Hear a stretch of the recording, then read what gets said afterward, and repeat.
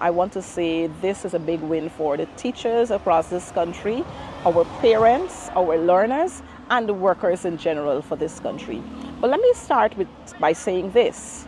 It is not the first time that the Guyana Teachers Union would have launched out an industrial action.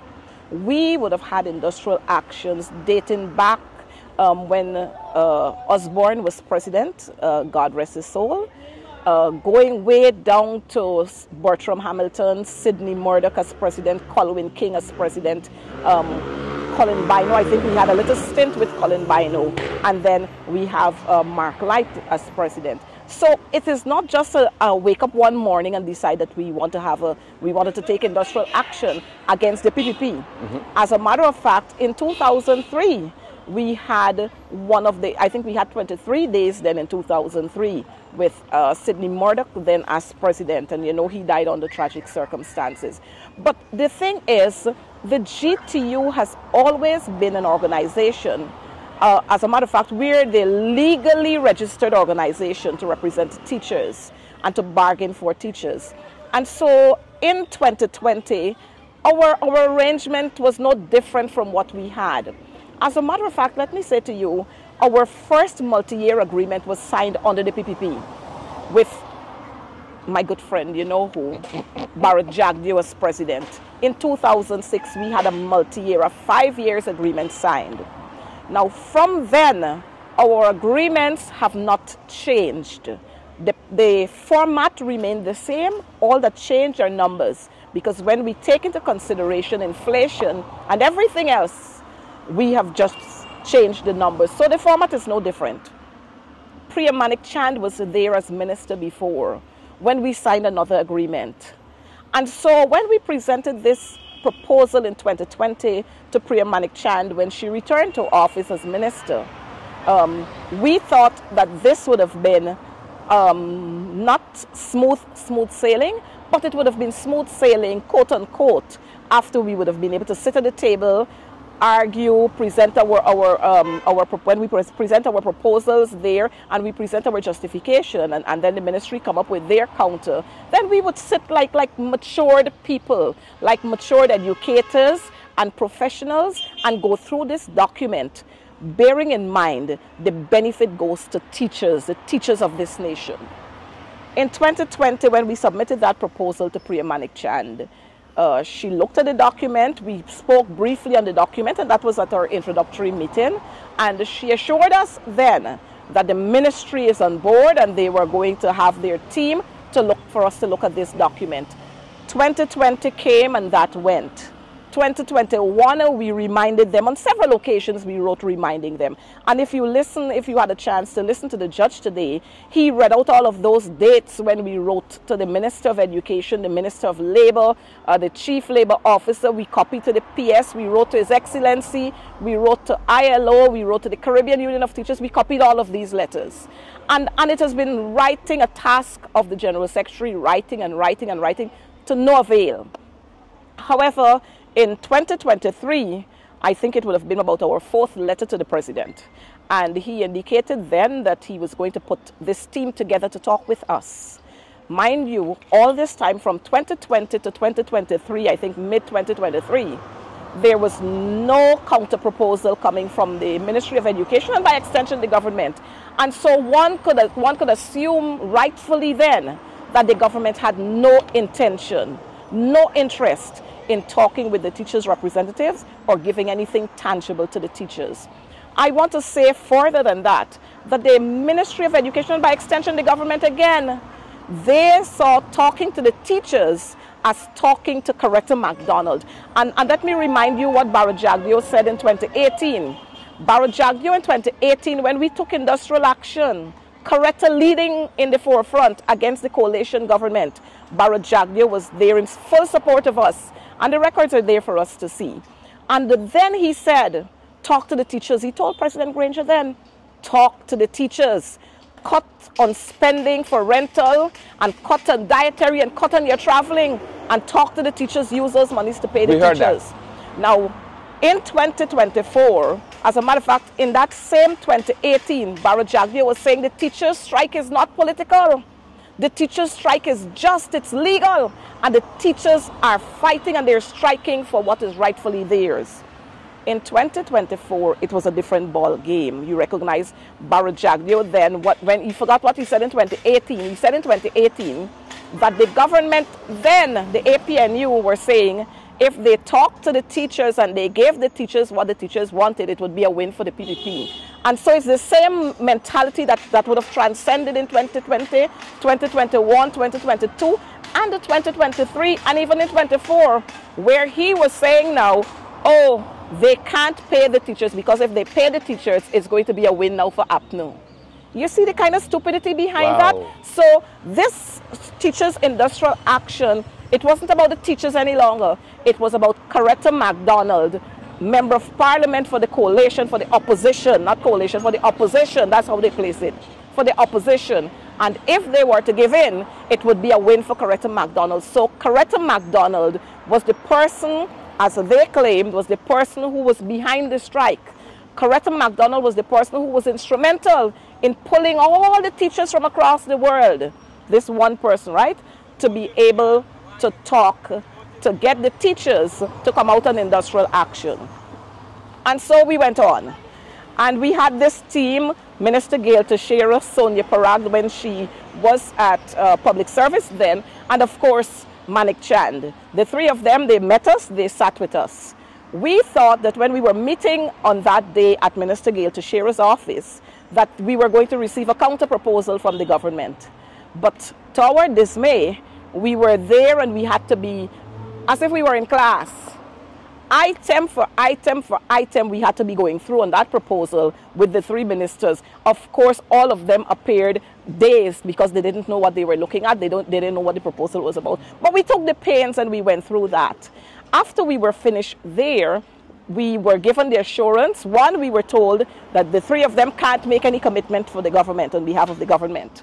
But they were going to take that to their counterparts, to their, as a matter of fact, to their colleagues, Minister of Finance and the others that are sitting in cabinet, and they will return to us with a proposal. We waited for 3 months, nothing happened. Then up came the Madia scenario, and then we had that break. After that, we had one final meeting where we were told then, I mean, this could have been communicated to us via an email. We turned up at that meeting, persons having to travel from Region 6 and the Essequibo Coast, turned up at that meeting for Minister Gail Teixeira to tell us, well, she's sorry, she has nothing to say to us. There's been no movement, and so nothing has happened. And it was from then, in 2023, that we decided we weren't going to take any more of this kind of foolishness. Because here it is. This is the government who speaks about labor laws and labor laws. As a matter of fact, we have a Minister of Labor who doesn't even understand what he's laboring about, more so to represent teachers. And if you've seen the way he has been operating, rather than representing the cause of the workers, he always takes a position of the government.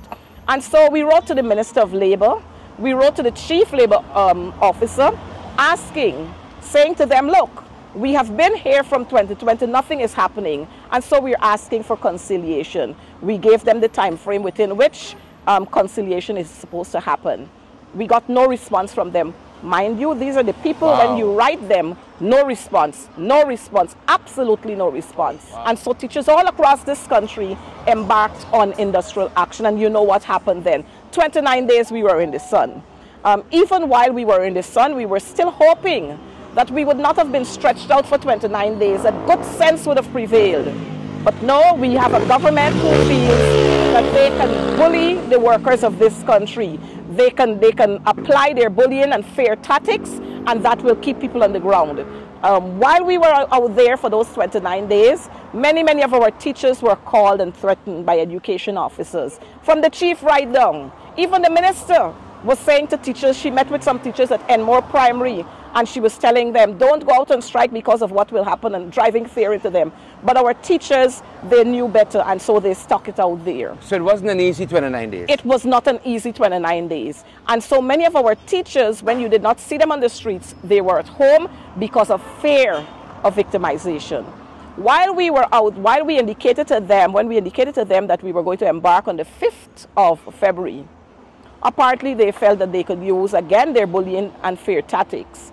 they sent a letter to us saying, with immediate effect, the dues that they would normally deduct from the teachers' salaries, the monies that they would normally deduct for as dues to remit to the office, with immediate effect, that is going to be stopped. That's our response to our industrial action. That's the response we got. That did not stop us. It did not stop the teachers. They said too that the teachers' salaries are going to be cut, and the teachers said to them straight, cut we pay, we ain't care. The union got our backs. Of course, you know, they tried to pull all sorts of things into our industrial action. It was political, it was racist, the union's books have not been audited, where Coretta McDonald got monies from to pay, to buy the Lexus that she's driving, all sorts of craziness, but our teachers stood to the task. While that was happening, the threat and so on of the letters, we decided to contact our attorney.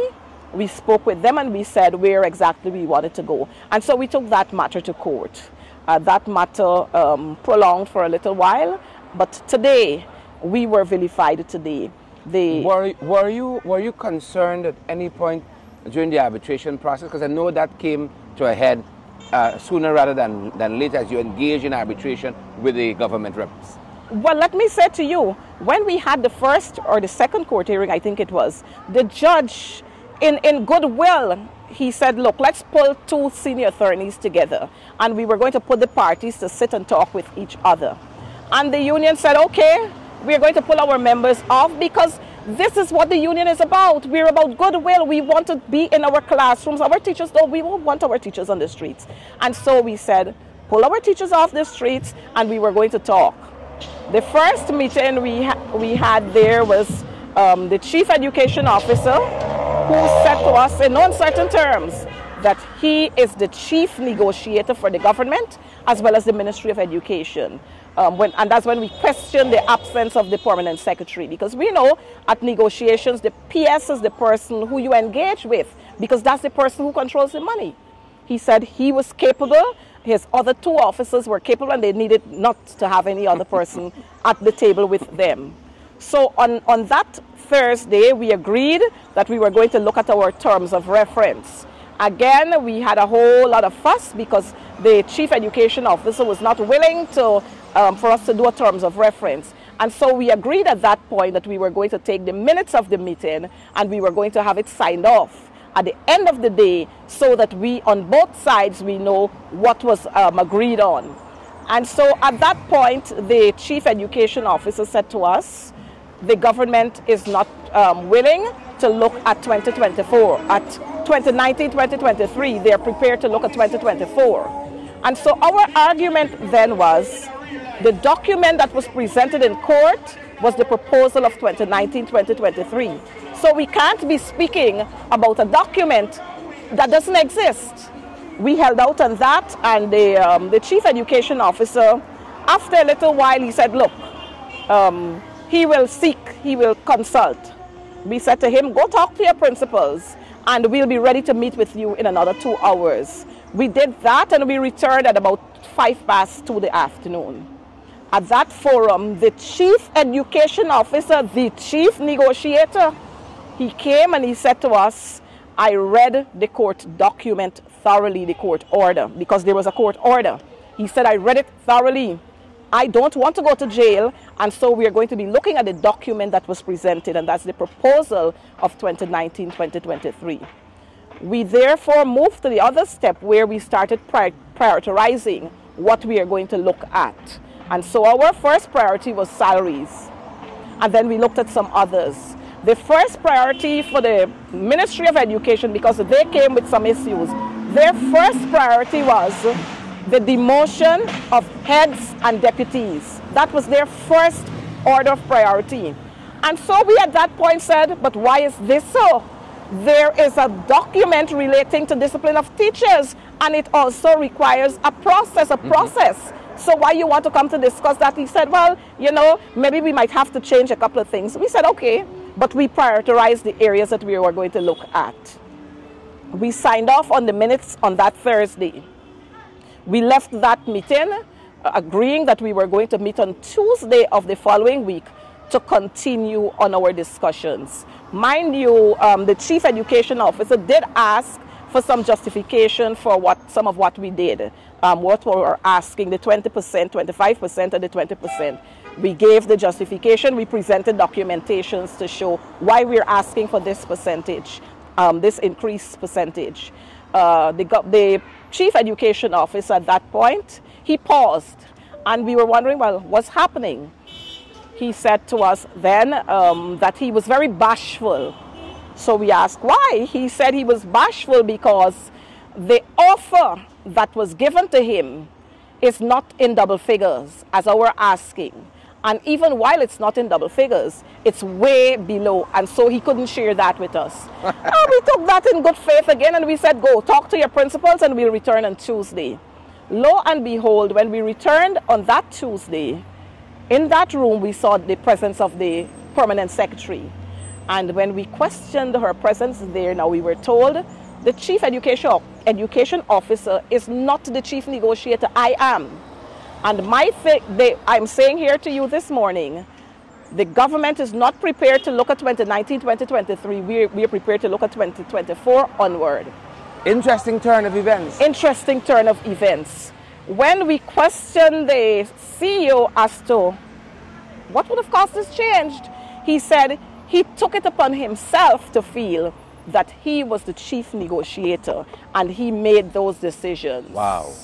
I don't know if he was in a dream and then he just woke up. I don't know what happened, but that was the case there. As a matter of fact, on the Thursday when we spoke with them, the Chief Education Officer, he was clear in his mind that yes, teachers deserve better than what they're receiving. As a matter of fact, he was reminded that just the other day he was a classroom teacher.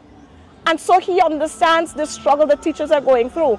But there was a twist of events and the talks ended right there. And the court took precedence over everything else. And so today, after being there, today we went there. We were very, very optimistic, and we were very much positive that the judge would rule in our favor. And I can tell you that this ruling of the judge is one that has created history in this country. It's a landmark for workers across this country, not only teachers. And this ruling has set now the precedence for any other action that workers will take from now on. I know you are not the attorney, but talk to us about a couple of those things that were significant in this ruling. Well, in this ruling, the judge ruled that one, the government has no authority to cut the pay of teachers, and that's a plus for us.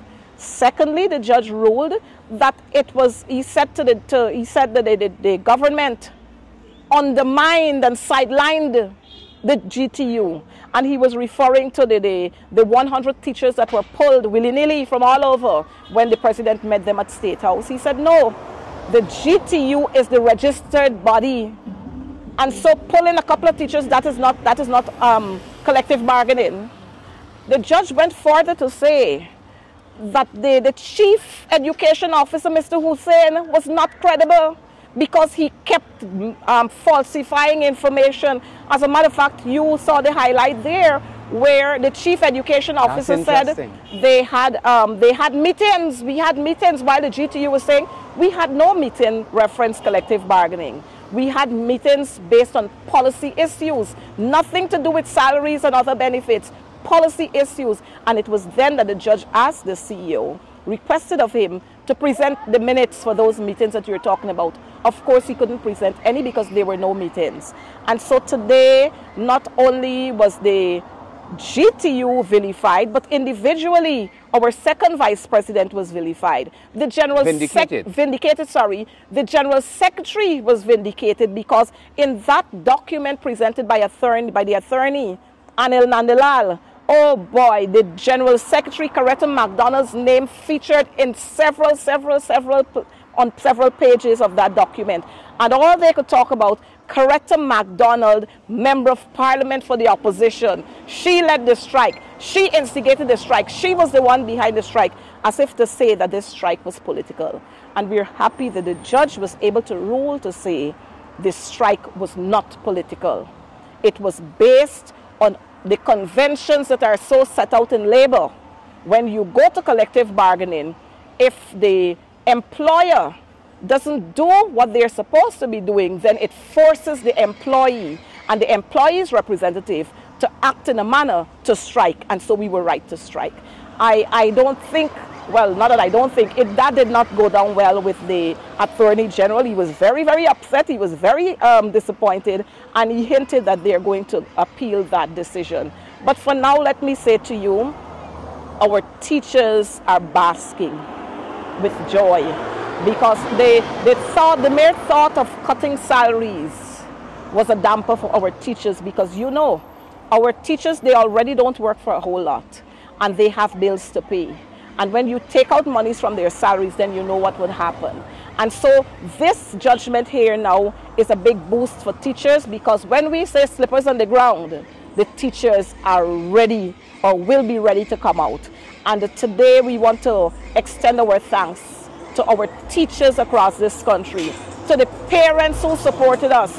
We saw parents there with their children on the streets in Georgetown, in Essequibo, in Berbice. All over parents were out there supporting us. And so we want to thank them. We want to thank the judge that he has allowed law. He has allowed the law to guide his decision and not to be swayed by the, well, of course, you know, the Attorney General, you can't stop him with words. And so on that day, he came there and he did a grand performance. But I'm happy that the judge ruled according to law, and the GTU has been vindicated. In law, you don't deal with performances, you deal with what is written in the law. And so we are there, and it's another phase that we are going to. We look forward to hear from the Ministry of Education how early they are going to be reinstating the deduction of the dues, how early they are going to have that. I'm looking forward to see the letter coming from the PS, and I'm also looking forward to see the memo coming from the CEO, which would say to our teachers that your salaries are not going to be cut any longer and your dues are going to be remitted to the GTU. Yeah. No doubt he's going to be writing that with a heavy heart. Coretta McDonald, General Secretary of the Guyana Teachers Union, thank you for allowing us to meet with you in such short notice. We know you were in so between meetings, and hence we caught up with you here on Hatfield Street, heading to yet another meeting, a busy day for the Teachers Union. Yes, as a matter of fact, we just completed one meeting with the teachers of South Georgetown. They were having their branch meeting. And so I'm off to another forum to meet with teachers, because of course, teachers want to hear from the horses themselves. And so we're going to be meeting with our teachers. And these are not just any horses, these are thoroughbred stallions. You know that, and these are not horses that are going to be bucking up anyhow. Ain't gonna buckle. Thank you, Sharad, and again, thank you to our teachers, because we've recognized that the union makes us strong. Thank you very much, General Secretary. You're so welcome.